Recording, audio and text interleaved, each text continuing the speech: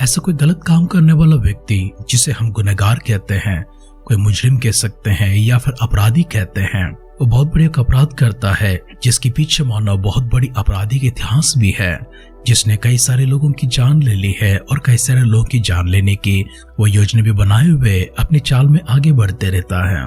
लेकिन एक दिन अचानक से वो अपराधी पकड़ा जाता है, उसका अपराध मालूम पड़ जाता है, जो अज्ञात रूप में और अदृश्य रूप में अब तक बिना किसी के हाथ पकड़े जाकर बड़े बड़े दुष्कार्य तो किए हैं, उसका अंजाम, उसका परिणाम बहुत घातक भी ठहर चुका है। कितने ही लोगों का नुकसान हुआ है, कितने ही लोगों ने अपनी जान गंवा दी है। ऐसे अपराधी जब पकड़े जाते हैं, इनके पीछे और कैसी मंशा है, कैसे साजिश रच चुके हैं, कितने जगह पर कैसे बम रखे हैं, कैसे हथियार छोड़ गए हैं और किसे खत्म करने के लिए, किसकी प्राण लेने के लिए, किस जगहों का नाश करने के लिए उन्होंने बारूद को बिछाए रखा है। इन सारे बातों का जानकारी वो पुलिस हमेशा लेना चाहती है, वो सरकार भी लेना चाहती है।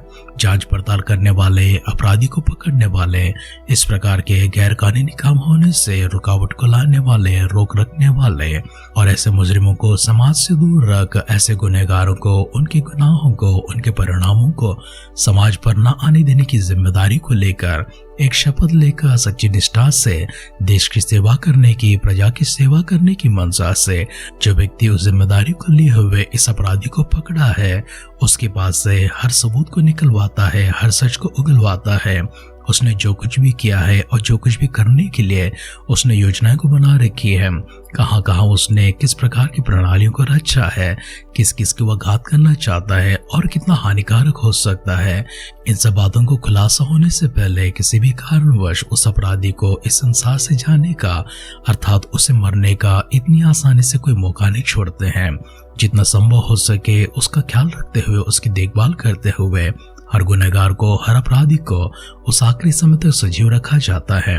भले ही उसने जो अपराध किए हैं वो मृत्यु दंड के योग्य हैं, फांसी के योग्य हैं, फिर भी उसे उस समय तक बचाए रखते हैं, संभाले रखते हैं जब तक कि सारे प्रश्नों का उत्तर ना मिल जाए।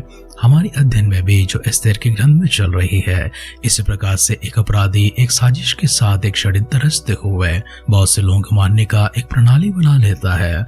लेकिन वो व्यक्ति कोई और अपराध करते हुए पकड़ा जाता है और उस गुस्से में राजा ने उसे फांसी पर लटका दिया था। राजा ने कम से कम इंतजार नहीं किया कि उसने और क्या क्या किया है और किस तरह से उसका सुधार हो सकता है। इसकी सुधार करने के लिए कोई ना कोई सुराग छोड़ी जानी चाहिए या फिर किसी प्रकार की सबूत मिलना चाहिए। राजा किस प्रकार से आगे बढ़ते हैं, प्रजा की रक्षा कैसी होती है, अपराधी तो मर चुका है और वो काम किस प्रकार से उनके सामने आती है। हमारे अध्ययन में जाकर शेष बातों को ध्यान करने से पहले आइए अपने आप को परमेश्वर के हाथों में समर्पण करेंगे।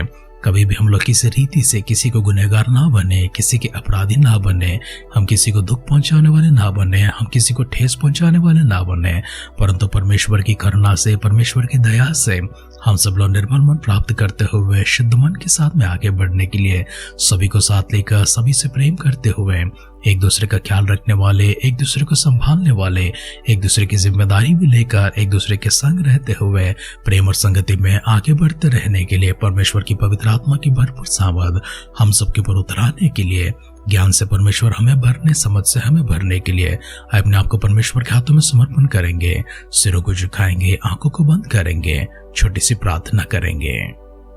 स्वर्गीय पिता परमेश्वर, हम आपको धन्यवाद करते हुए स्तुति, प्रशंसा, महिमा के साथ में आभार के प्रभु जी हमारी इस भेंट आपके दिव्य सानिध्य में लेकर आते हैं। आसन सजीवों की संख्या में है, भाग्यवानों की प्रभु जी गिनती में है। आपके दिव्य सानिध्य में आकर आपकी स्तुति करने, प्रशंसा, आराधना करने, आपके भक्तों की प्रभु जी उस संगति में भी हम लोग हैं।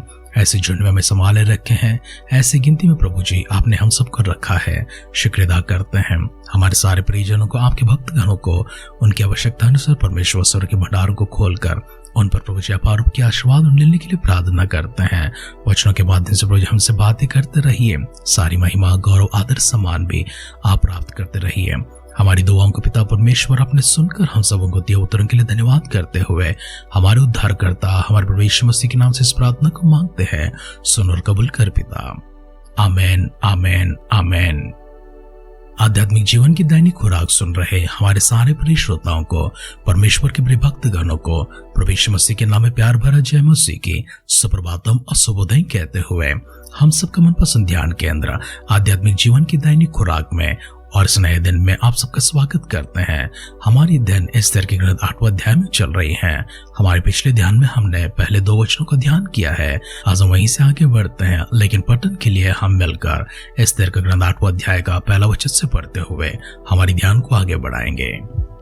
उसी दिन राजा क्षैरस ने यहूदियों के विरोधी हामान का घर बार एस्तेर रानी को दे दिया और मुर्दके राजा के सामने आया, क्योंकि एस्तेर ने राजा को बता दिया था कि उसके साथ उसका क्या नाता था। तब राजा ने अपनी वो अंगूठी जो उसने हामान से ले ली थी उतार कर मुर्दके को दे दी, और एस्तेर ने मुर्दके को हामान के घर बार पर अधिकारी नियुक्त कर दिया। फिर एस्तेर दूसरी बार राजा से बोली और उसके पांव पर गिर आंसू बहा बहा कर उससे गिड़गिड़ा कर विनती की कि आगामी हामान की बुराई और यहूदियों की हानि की उसकी युक्ति निष्फल की जाए। तब राजा ने एस्तेर की ओर सोने का राजदंड बढ़ाया। तब एस्तेर उठकर राजा के सामने खड़ी हुई और कहने लगी कि यदि राजा को स्वीकार हो और वो मुझसे प्रसन्न है और यह बात उसको ठीक जान पड़े और मैं भी उसको अच्छी लगती हूँ, तो जो चिट्ठियां हमदाता अगागी के पुत्र हामान ने राजा के सब प्रांतों के यहूदियों के नाश करने की युक्ति करके लिखवाई थी, उनको पलटने के लिए लिखा जाए, क्योंकि मैं अपनी जाति के लोगों पर पड़ने वाली उस विपत्ति को किस रीति से देख सकूंगी और मैं अपने भाइयों के विनाश को क्यों कर देख सकूंगी।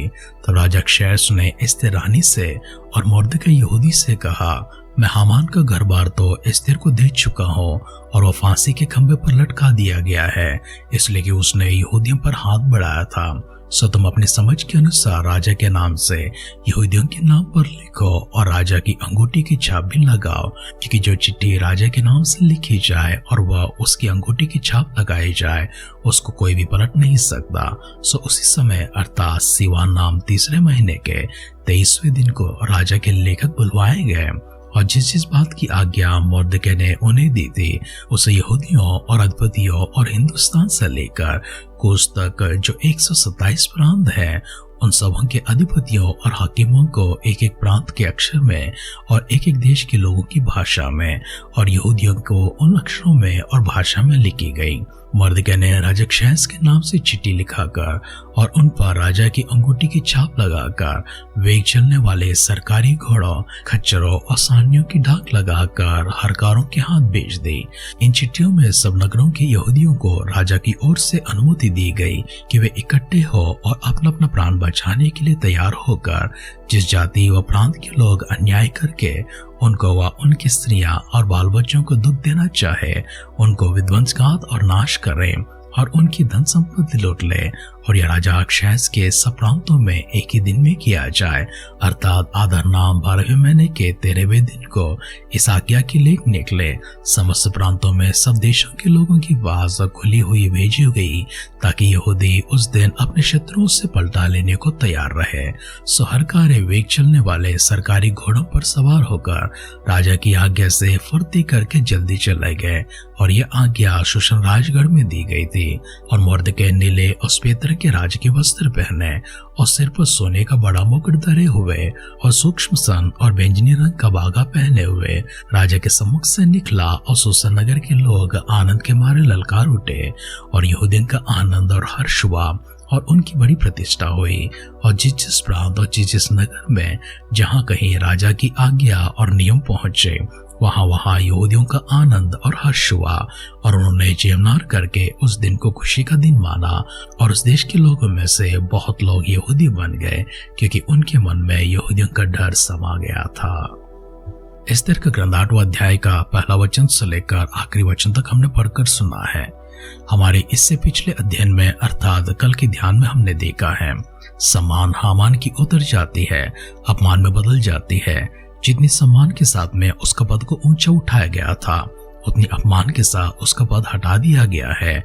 और इससे पूर्व अध्याय में हमने देखा है कि हामान फांसी के खंभा पर चढ़ा दिया गया है।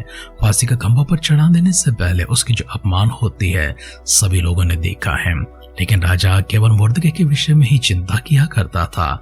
उसके आगे राजा ने कुछ सोचा नहीं था क्योंकि एस्तेर रानी तब तक अपने लोगों के बारे में बताई भी नहीं थी, क्योंकि एस्तेर रानी ने केवल इतना तो बताया था कि उसके लोगों के ऊपर किस प्रकार की विपत्ति आ पड़ी है, परंतु राजा से इस बात की पुकार नहीं रखी है, इसकी मांग या निवेदन नहीं रखी कि उस प्रजा को कैसे बचा लिया जाए।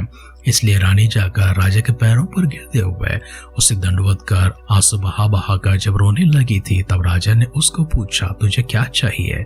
तब उसने बताया, मेरे लोगों को मारने के लिए, मेरी सारी जाति को, मेरे भाइयों को, मेरे बहनों को, सभी को खत्म करने के लिए हामान ने इस प्रकार की दुष्ट चाल चली थी।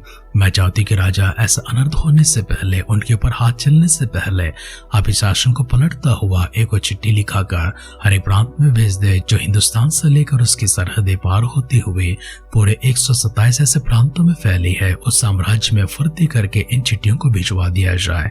तब राजा ने मुर्दके से कहा, जैसा तू चाहे वैसा तू अपनी भाषा में लिखवा ले, ताकि तेरी प्रजा यहूदियों को कोई हानि ना पहुंचे। इसलिए राजा ने लेखकों को बुलवाकर वो सारी बातें लिखवाई थी। मुर्दके ने उन सारी बातों को बता तो दिया था, सभी लोग लिख तो दिए थे, लेकिन वेग से चलने वाले हरकारों को बुलवाकर उनके हाथों से एक एक प्रांत तक भिजवा दिया था। अगर हरकार फुर्ती नहीं करते, वे जल्दी नहीं करते, तो सारे यहूदी मर ही जाते हैं, क्योंकि जैसा आरंभ में कहा गया था, अपराधी को उसके सारे सुराग सुनने से पहले कभी खत्म नहीं करना चाहिए। लेकिन राजा यहाँ पर उसके विरुद्ध में करता है, अपराधी को पहले ही खत्म कर देता है, लेकिन उन आदेशों की कोई परवाह नहीं करता है, क्योंकि राजा को इसकी गंभीरता का एहसास नहीं हुआ था।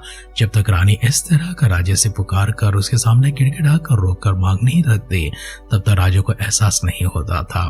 तब राजा ने कहा, इससे पलटता हुआ उस चिट्ठी को जल्दी से सभी प्रांतों में भिजवा दिया जाए। सारे यहूदी इस बात से प्रसन्न हो गए, हर्षित हो गए, आनंद मनाने लगे, वे जेवनार मनाने लगे। यहूदियों की इन गवाही को सुनकर कई सारे लोग यहूदी बन गए हैं, क्योंकि उनका भय उनमें समा चुका था।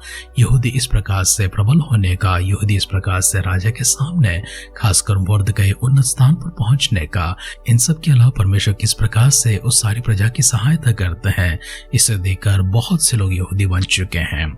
वचन सुन रहे प्रियजनों, आरंभ के शब्दों भूमिका में कहा गया था, कभी किसी प्रकार की अपराध न करना, कोई गुनाह न करना, हर अपराध से, हर गुनाह से अपने आप को दूर रखना है। साथ ही साथ में हम सबों को हमारी गवाही इस प्रकार से प्रकट करना है कि हमारी गवाही भले आज कमजोर पड़ती है, हमें इतनी सामर्थ्य नहीं है, लेकिन जब उपवास करेंगे, विश्वास करेंगे, प्रार्थना करेंगे, परमेश्वर से मांगेंगे, परमेश्वर में दृढ़ता के साथ में, हिम्मत के साथ हम लोग खड़े रहेंगे, तो परमेश्वर अद्भुत कार्य हमारे जीवन में करेंगे।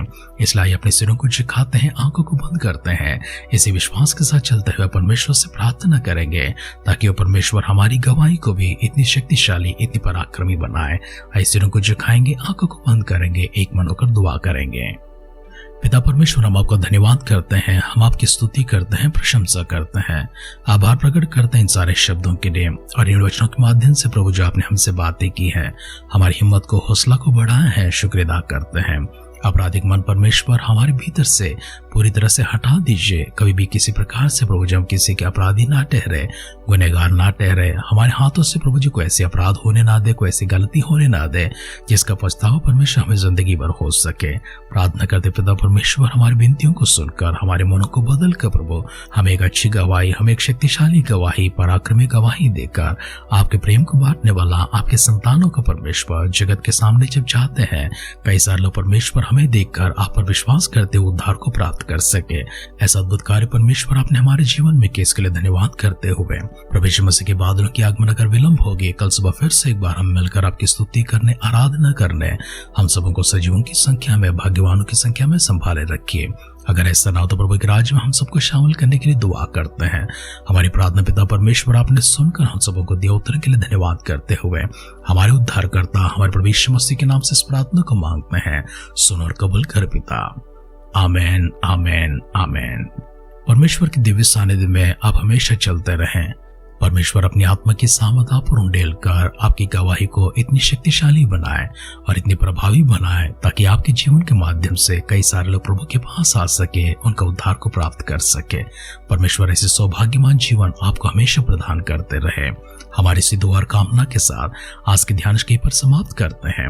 आप सुनते रहिए, सुनाते रहिए आध्यात्मिक जीवन की दैनिक खुराक। कल फिर मिलेंगे। अपना ख्याल रखिए, अपनों का ख्याल रखिए, दूसरों का भी ख्याल रखिए। God bless you.